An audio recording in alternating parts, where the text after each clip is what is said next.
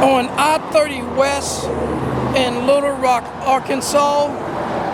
This is a turn-down guardrail. This is an obsolete guardrail. These are all throughout Arkansas and all throughout Little Rock. Turn-down guardrails, if you come and hit this exactly right, you end up riding up on top of the guardrail, and the guardrail ends up becoming a ramp for your car.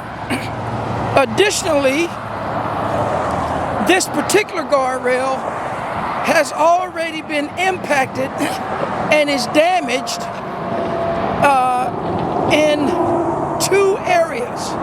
So this run of guardrail isn't going to perform as it should because it's already in a weakened state. The state of Arkansas needs to consider getting rid of all of these turn down guardrails from the approach end, right? The approach end meaning this starts from a western direction, and now this guardrail, the turn down is facing the approaching traffic, as opposed to being on the trailing end facing away from the direction of traffic.